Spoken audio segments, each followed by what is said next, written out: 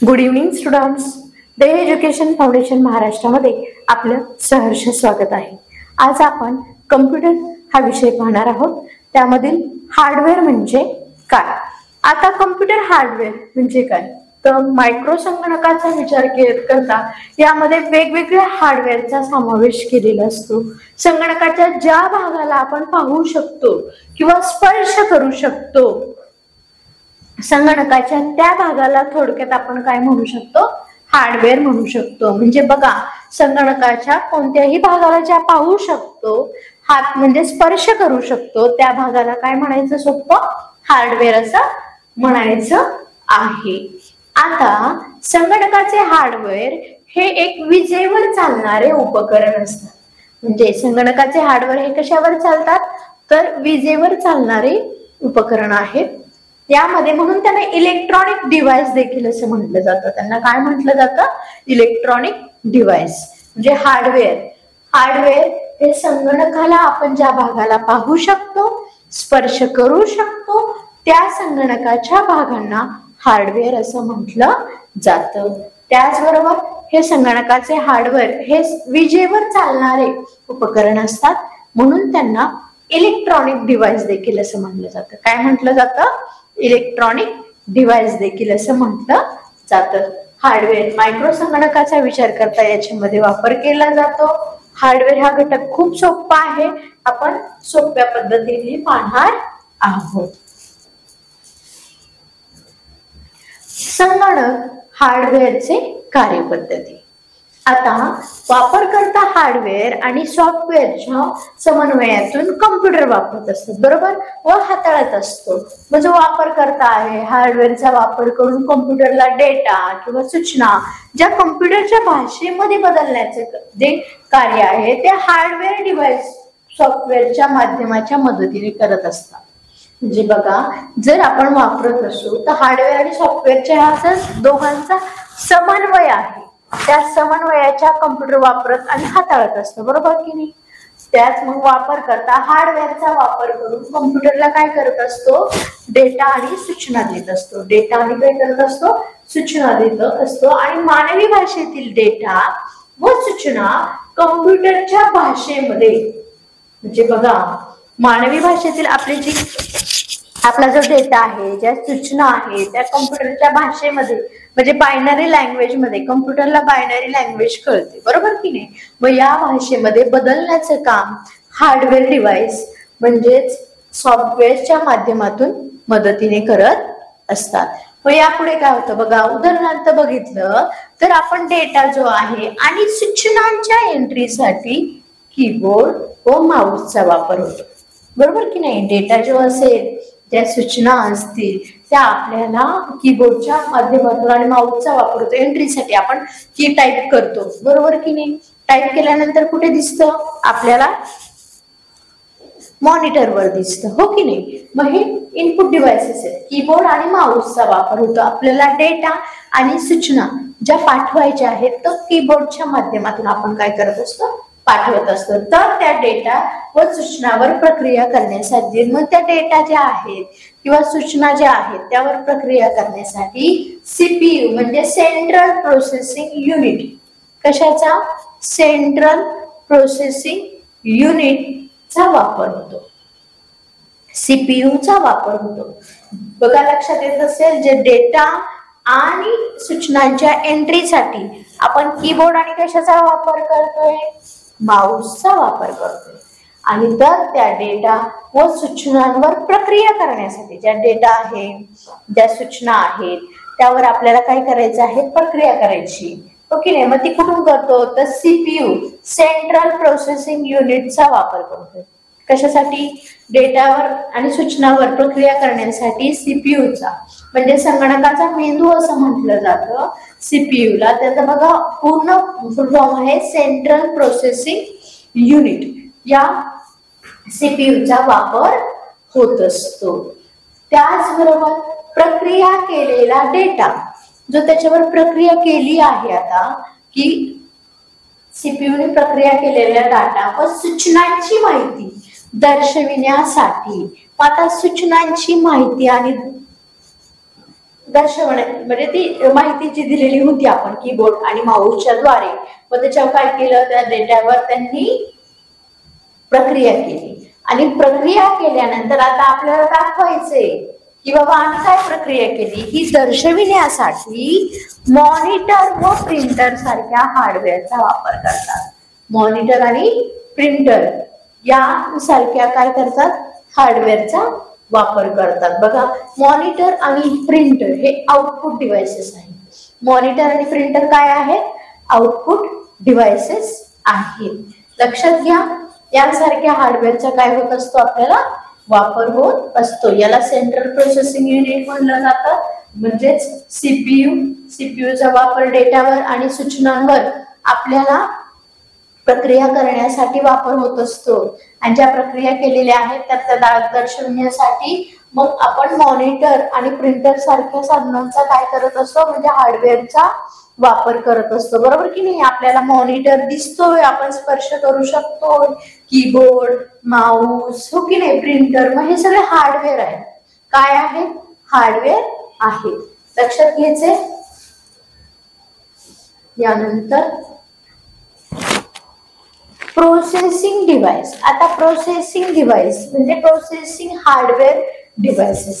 Memory device, memory, hardware device, input device, hardware device, output devices, output आणि hardware devices. मग processing devices काय, hardware devices जे आहेत, memory devices जी म्हणजे memory म्हणजे काय, तर आपण जी माहिती जतन करून ठेवतो, हो की नाही, म्हणजे माहिती आपल्याला साठवायची असेल तर ती हार्डवेअर डिव्हाइस, मेमरी डिव्हाइसेस मध्ये म्हटलं जातं. त्याचबरोबर हार्डवेअर डिव्हाइसेस जे आहेत त्यात आपण पाहिलेलं आहे. इनपुट डिव्हाइसेस सांगितले तुम्हाला की कोणकोणते आहे, कीबोर्ड आहे, माऊस आहे, ते दोन्ही इनपुट डिव्हाइसेस आहेत.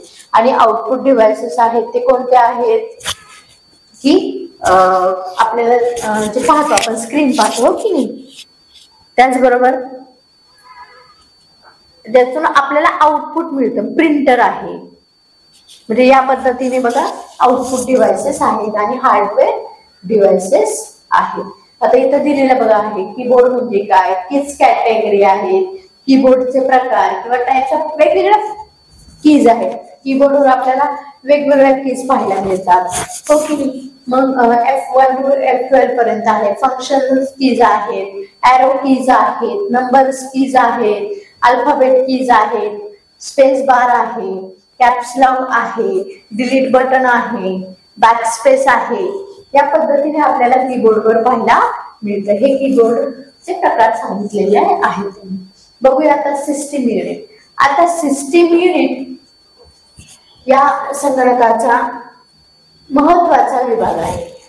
म्हणजे सिस्टीम युनिट एका चौकोनी बॉक्सच्या आकारात असतो. सिस्टीम युनिट कुठं असतो, चौकोनी बॉक्सच्या आकारामध्ये असतो. संगणकाची माहिती जी आहे ती हार्डवेअरच्या आत बसवलेली असते. संगणकाची माहिती कुठे बसवलेली असते, हार्डवेअरच्या आतमध्ये बसवलेली असते. म्हणजे बघा मायक्रो प्रोसेसर असेल, मदरबोर्ड असेल, हार्ड डिस्क असेल, तर हे संगणकाच्या मेमरी पॉवर म्हणजे सप्लाय युनिट साठी म्हणजे हार्डवेअर या बॉक्स मध्ये एका संरचनेमध्ये बसवलेली असतात. आणि संगणक हार्डवेअर व वापरकर्त्याच्या सुरक्षेच्या कारणाने बॉक्स प्रकाराच्या आवरणाने ते काय केलेलं असतं, सुरक्षित करत असतात. लक्षात येते. म्हणजे सिस्टीम युनिट जो आहे तो महत्वाचा भाग आहे. बघा सिस्टीम युनिट मध्ये संगणकाचा अतिशय महत्वाचा भाग मानला जातो. आणि यामध्ये सिस्टीम युनिट एका चौकोनी बॉक्स मध्ये असते, त्या आकारात असतो. संगणकाची महत्वाची हार्डवेअर यांच्या आत बसवलेली असतात. बघा संगणकाची जी महत्वाची हार्डवेअर आहेत ते याच्या आत बसवलेली असतात. कोणकोणती असतात, मदरबोर्ड, बघा motherboard, microprocessor, hard disk, संगणक मेमरी, पॉवर सप्लाय युनिट सारखी हार्डवेअर या बॉक्स मध्ये एका संरचनेमध्ये बसवलेली असतात. म्हणजे संगणक हार्डवेअर व वापरकर्त्याच्या सुरक्षेच्या कारणाने बॉक्स प्रकार प्रकारच्या आवरणाने ते काय केलेलं असतं, सुरक्षित केलेली असतात. अशा पद्धतीने ते काम केलेलं असतं. आणि त्याच्यावर बघा हे memory, motherboard, microprocessor, hard disk, संगणक, पॉवर सप्लाय या युनिट सारखं हार्डवेअर त्या बॉक्स मध्ये काय केलेलं असतं, त्यांनी संरचना बनवलेली असते. त्याच्यामध्ये या वापरकर्त्याच्या सुरक्षेच्या कारणाने बॉक्स प्रकारच्या आवरणाने ते सुरक्षित केलेलं असते.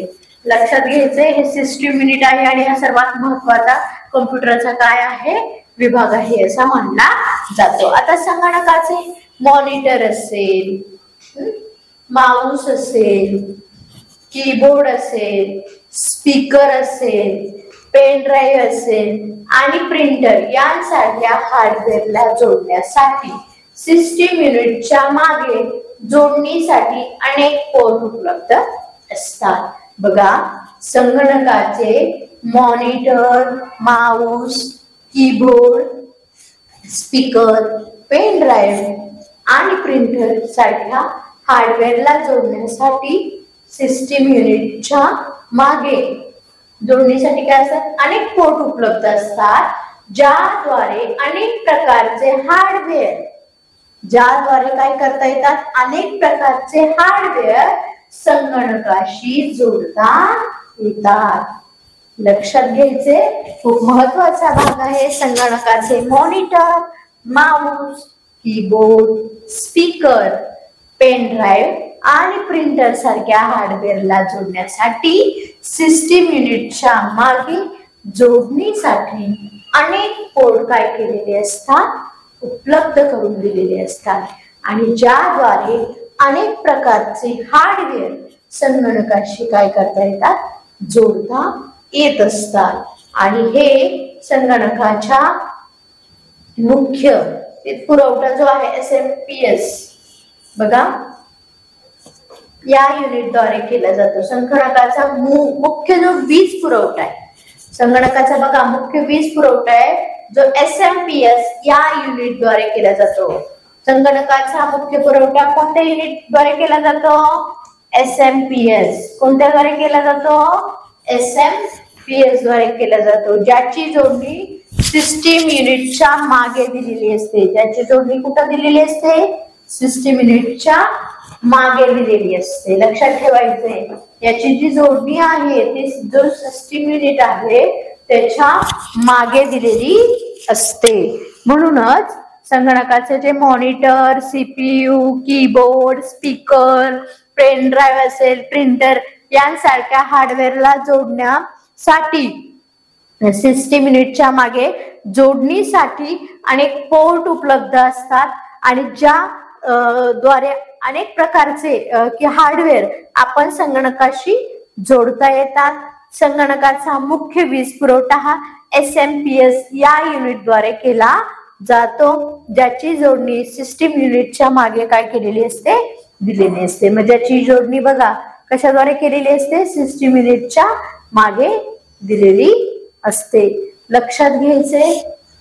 यानंतर मायक्रो प्रोसेसर काय आहे, मायक्रो प्रोसेसर पाहणार आहोत आपण. याच्यामध्ये मायक्रो प्रोसेसर म्हणजे काय, तर संगणक मधील महत्वाचे प्रोसेसिंग डिव्हाइस आहे. संगणक मधील काय आहे, महत्वाचे प्रोसेसिंग डिव्हाइस आहे. आता प्रोसेसिंग डिव्हाइस जे आहे ते मदरबोर्डच्या प्रोसेसर सॉकेट मध्ये घट्ट बसवलेले असते. जे मायक्रो प्रोसेसर म्हणजे संगणकामधील महत्वाचे प्रोसेसिंग डिव्हाइस होय आणि हे मदरबोर्डच्या प्रोसेसर सॉकेट मध्ये घट्ट बसवलेले असते. डेटा व सूचना पर प्रक्रिया करण्याचे तसेच यामधील ALU हा भाग तर्क व गणिती प्रक्रियांसारखे कार्य करत असतो. एक प्रकारे हे मायक्रो प्रोसेसर युनिट संगणकाच्या मेंदू सारखे काम करत असते.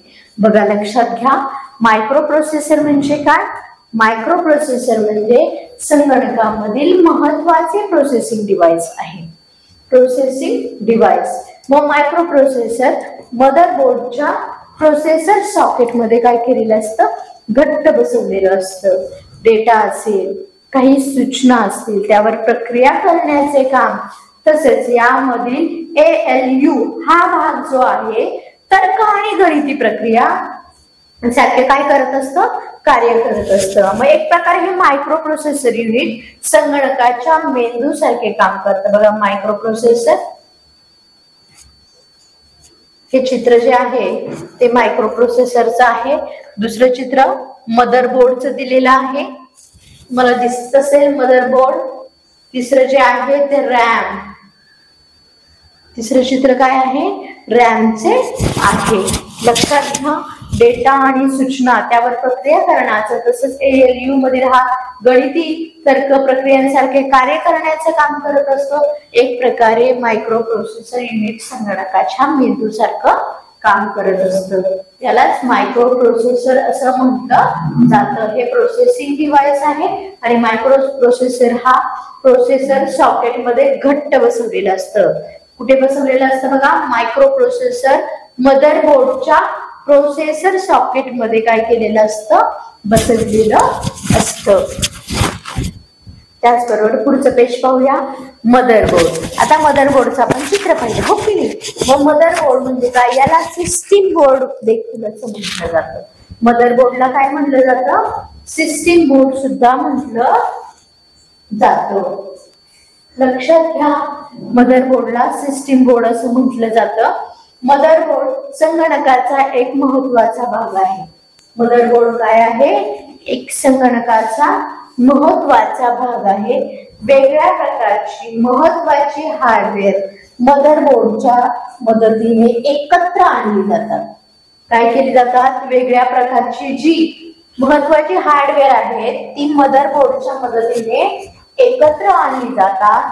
म्हणजे कोणकोणती, तर स्टोरेज डिव्हाइसेस, कॉम्प्युटर मेमरी असेल, कीबोर्ड, माऊस, प्रिंटर यासारखे अनेक हार्डवेअर कम्प्युटरशी काय करत असतो, आपण संलग्न करतो, म्हणजे जोडणी करतो आणि त्याची मदरबोर्डला काय असते, आवश्यकता असते. म्हणजेच लक्षात घ्या, मदरबोर्ड याला सिस्टीम बोर्ड असं म्हटलं जातं. मदरबोर्ड संगणकाचा एक भाग आहे. वेगवेगळ्या प्रकारची माहिती आपल्याला हार्डवेअर मदरबोर्डच्या मदतीने एकत्र आणता येते. स्टोरेज डिव्हाइस असेल, कम्प्युटर मेमरी असेल, कीबोर्ड असेल, माऊस असेल, प्रिंटर असेल, या सारखे अनेक हार्डवेअर कम्प्युटरशी संलग्न करण्यासाठी काय करावे लागतात, मदरबोर्ड आवश्यक असतो. त्याचबरोबर आपण पुढे पाहूया रॅम. आता रॅम यालाच रॅन्डम ऍक्सेस मेमरी म्हटलं जातं. रॅम म्हणजे काय, रॅन्डम ऍक्सेस मेमरी. म्हणजे त्याचा फुल फॉर्म आहे, रॅमचा फुल फॉर्म हा रॅन्डम ऍक्सेस मेमरी असा आहे. लक्षात ठेवायचे सर्वांनी, फुल फॉर्म रॅम यालाच काय म्हणत असतात, रॅन्डम ऍक्सेस मेमरी. रॅम ही कम्प्युटरची तात्पुरत्या वोलटाईल स्वरूपातील मेमरी म्हणून ओळखली जाते. रॅम ही कम्प्युटरची तात्पुरत्या वोलटाईल स्वरूपातील मेमरी म्हणून काय केली जाते, ओळखली जाते. वापरकर्ता करत असलेले किंवा कम्प्युटरवर चालू असलेले कार्य, म्हणजे आपण जे काय कार्य करत आहे किंवा काय करत असतो तर ते कम्प्युटरवर चालू असलेले कार्य तात्पुरत्या स्वरूपात साठवण्याचे महत्वाचे काम. म्हणजे जो काम सध्या चालू आहे ते तात्पुरत्या स्वरूपाचं साठवण्याचं काम जे रॅम मेमरी करत असते, तात्पुरत्या स्वरूपाचा. म्हणजेच आणि रॅम मेमरीची क्षमता जितकी अधिक त्या स्वरूपात डेटा संग्रहण जास्त केला जातो. बघा लक्षात घ्यायचंय, जेवढ्या रॅम मेमरीची क्षमता आहे जितकी जास्त तेवढ्या प्रमाणात डेटा काय केला जातो, संग्रहित जास्त होत असतो. या बघा रॅम पाहिलं, मदरबोर्ड पाहिलेला आहे आपण. मदरबोर्ड सिस्टीम बोर्ड, त्याला सिस्टीम बोर्ड देखील म्हणत असतात, महत्वाचा भाग मानला जातो. त्याचबरोबर रॅमला रॅन्डम ऍक्सेस मेमरी म्हटलं जातं. ते वोलटाईल ज्या स्वरूपात मेमरी आहे ती म्हणून ओळखली जाते. वापरकर्ता वापरत असलेले कम्प्युटरवर चालू असलेले कार्य ते तात्पुरत्या स्वरूपात काय करू शकतो, ते करू शकतो. रॅमची जेवढी मेमरी क्षमता जास्त तेवढ्या अधिक डेटा संग्रहण जास्त करता येत असतो. त्याचबरोबर पुढे हार्ड डिस्क ड्राईव्ह HDD. आता हार्ड डिस्क ड्राईव्ह म्हणजे काय? म्हणजे कम्प्युटरमध्ये महत्वाचा संग्रहणाचा जो स्टोरेज मीडिया आहे, जे माध्यम आहे ते हार्ड डिस्क प्रचलित आहे. काय? हार्ड डिस्क ड्राईव्ह म्हणून प्रचलित आहे. हार्ड डिस्क मध्ये आपण संग्रह करू शकतो. आपण जेवढं काही आपली माहिती आहे, आपली जी क्षमता आहे, जी जास्त संग्रहणाची किंवा डेटा लिहिण्याची, वाचण्याची, जलद गतीने त्या वैशिष्ट्याने कम्प्युटरमध्ये हार्ड या संग्रहणाचे माध्यम म्हणून वापरलं जातं. बघा हार्ड, त्याच्यामध्ये भरपूर डेटा स्टोरेज केला जातो. हार्ड डिस्क ड्राईव्ह मध्ये याला HDD असं म्हटलं जातं. HDD hard disk drive. लक्षात घ्या, संग्रहणाचा हा स्टोरेज मीडियम म्हणून ओळखला जातो. आणि हा हार्ड डिस्क आपल्या सगळीकडे हार्ड डिस्क म्हणून सगळीकडे प्रचलित आहे. जास्त संग्रहण क्षमता तसेच डेटा लिहिण्या वाचण्यासाठी जलद गती या वैशिष्ट्याने कम्प्युटरमध्ये हार्ड डिस्क संग्रहणाचे माध्यम म्हणून काय केलं जातं? वापरलं जातं. ह्याला हार्ड डिस्क ड्राईव्ह असं म्हटलं जातं. लक्षात घ्यायचे, hard disk drive HDD. Okay, next CD. आता पुढे पाहणार आहोत आपण CD. त्याला काय म्हणतात? DVD बरोबर म्हणतात किंवा रायटर असं म्हटलं जातं. एवढी नाव आहेत त्याला. CD आहे, DVD आहे, रोम व रायटर आहे. आता यामध्ये म्हणजे डिस्क म्हणतो आपण एक प्रकारची, यामध्ये असणारी संगीत असेल, म्हणजे गाणी ऐकतो की नाही, फिल्म पाहतो, पिक्चर, हे कम्प्युटर वरती पाहण्याकरता किंवा कम्प्युटर मध्ये संग्रहित म्हणजे स्टोअर करण्यासाठी आपल्याला गाणी ऐकायची असतील, गोष्टी ऐकायच्या असतील, मूव्ही पाहायचे असतील, तर आपण कम्प्युटर मध्ये या डिस्कद्वारे, सीडीद्वारे आपण काय करू शकतो? पाहू शकतो. DVD द्वारे पाहू शकतो. आणि ते स्टोअर करण्यासाठी सुद्धा DVDचा, CD, रोम याचा वापर केला जातो. तसेच वापरकर्त्याचा जो डेटा असतो किंवा माहिती आहे सुद्धा ती CD किंवा DVD मध्ये रायटरचा वापर करून CD किंवा DVD डिस्क मध्ये काय केला जातो? साठवला जात असतो. म्हणजे बघा, या CD आणि DVDचा जो रोम रायटर आहे तो या पद्धतीने कम्प्युटरमध्ये संग्रहित करण्यासाठी आपण त्याचा वापर करत असतो. वेगवेगळी गाणी, फिल्म्स पाहण्यासाठी वगैरे याचा वापर होत असतो. आणि या रायटरचा वगैरे वापर करून CD किंवा डिव्हाइस म्हणजे DVD मध्ये, ह्या डिस्क मध्ये आपल्याला काय करत असता येते? साठवता येत असते. यानंतर आपण पाहूयात मॉनिटर. टेलिव्हिजन सारख्या दिसणाऱ्या स्क्रीनला मॉनिटर असं म्हणतात. कम्प्युटरवर चालू असलेले कार्य मॉनिटरच्या पडद्यावर सादरीकरण करण्याचं काम, हे महत्वाचं जे कार्य आहे ते मॉनिटर करत असतं. टेलिव्हिजन संचासारखे याचे रूप जरी असले तरी ते खास कम्प्युटरसाठी बनवण्यात आलेले आहे. टेलिव्हिजन सारखाच जरी दिसत असला तरी त्याचं जे रूप आहे ते कशासाठी बनवलेलं आहे? आपण कम्प्युटरसाठी बनवलेलं आहे.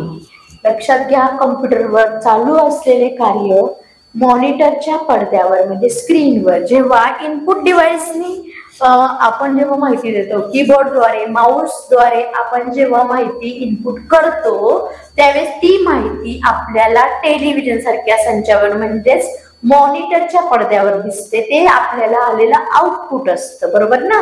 आपण जे दिलेलं इनपुट आहे त्याच्यानंतर काय देतो? मॉनिटर आपल्याला आउटपुट देत असतो, बरोबर? 5+4 जर आपण इनपुट केलं तर त्याचा आपल्याला त्याच्यावर प्रक्रिया करून आलेलं उत्तर काय असते? 9 असतं, बरोबर ना? मग हे आपण आउटपुट डिव्हाइस मानलं जातं. लक्षात घ्या. त्याचबरोबर याचं रूप पाहिलंच आपण कम्प्युटर सारखं बनवण्यात आलेलं आहे.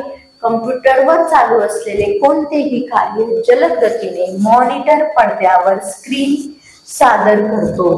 मॉनिटर पडद्यावर काय होत असतो? स्क्रीनवर सादर करतो. आणि त्यामुळे काय होतं? वापरकर्त्याला त्यापुढे कोणते काम करायचे हे ठरवायला सहज शक्य होते. यापुढे कोणते काम करायचं ते त्याला काय होतं? सहज मॅनेजमेंट करण्यासाठी त्याला शक्य होत असतं. म्हणून मॉनिटर पडद्यावर जे साधन जलदगतीने काम केलं जातं, जे काम चालू असतं, तर ते आपल्याला फायद्याचे ठरते. यानंतर पाहूयात आता कीबोर्ड. हो की नाही, साधारणपणे कीबोर्ड वर टाइपरायटर सारखे दिसत असतं, बरोबर ना. टाइपरायटर सारखं दिसतं, तरी यावरती कम्प्युटर जर हाताळण्यासाठी काही विशिष्ट की किंवा कळांचा वापर केलेला असतो. शब्द असतील, संख्या असेल, वेगवेगळी चिन्हे असतील आणि सूचना असतील, तर कम्प्युटरला देण्यासाठी आपण काय करत असतो, कीबोर्ड आणि हार्डवेअरचा वापर होतो. लक्षात घ्या, कीबोर्ड आणि हार्डवेअरचा काय होतो, वापर होत असतो. मग कीबोर्डवर कोणकोणत्या कीज असतात, फंक्शनल कीज असतात, अल्फाबेटिकल कीज असतात, ओके नाही, नंबर कीज असतात, स्पेस बार असतो, एंटर की असते, त्याचबरोबर एंटर की असते, बॅक स्पेस असतो, डिलीट की असते, कॅप्स लॉक बटन असतं, ओके नाही, एरो कीज असतात, नंबर कीज असतात. वेगवेगळ्या पद्धतीच्या म्हणजे वेगवेगळ्या कीज ह्या आपल्याला कीबोर्डवर दिसतात. आणि हे हाताळण्यासाठी आपल्याला लिहिण्यासाठी अक्षरे अल्फाबेटिकल कीज मध्ये A to Z अक्षर असतात, नंबर्स असतात. मग याचा उपयोग आपल्याला काय होतो, तर लिहिण्यासाठी कीबोर्डवरच्या अक्षरांचा, अंकांचा, चिन्हांचा वापर होत असतो. आता कीबोर्डद्वारे काय देतो आपण कम्प्युटरला, डेटा देतो. कीबोर्डद्वारे काय करतो आपण कम्प्युटरला, डेटा देतो. बघा, म्हणूनच याला काय म्हणतात, इनपुट डिव्हाइस. तुम्हाला मी थोड्या वेळापूर्वीच सांगितलं की जी आपण माहिती त्याला काय म्हणतात, इनपुट डिव्हाइस असं म्हटलं जातं. म्हणजेच आदान साधन असे म्हणतात. काय म्हटलं जातं, म्हणजेच आदान साधन असं म्हणतात. मग कीबोर्डवर अनेक प्रकारच्या की म्हणजे कळांची विशिष्ट प्रमाणे रचना केलेली असते. काय केलेली असते, विशिष्ट प्रमाणे याची रचना केलेली असते. लक्षात घ्या, कीबोर्ड, माऊस आणि प्रिंटर आहे. कीबोर्ड हा आहे, माऊस आणि प्रिंटर. लक्षात घ्यायचे पुढे. बघा, हे कीबोर्डद्वारे आपण आणि माऊसद्वारे आपण काय करू शकतो, इनपुट करू शकतो. ओके, आपण माहिती संगणकाला देतो, इनपुट करतो. नेक्स्ट माऊस पाहूया. आता माऊस वर बघा, मॉनिटरच्या स्क्रीनवर दिसणार हॅरो या प्रतीकावर म्हणजेच माऊस या हार्डवेअर साधनाचे नियंत्रण काय असते, कंट्रोल असते.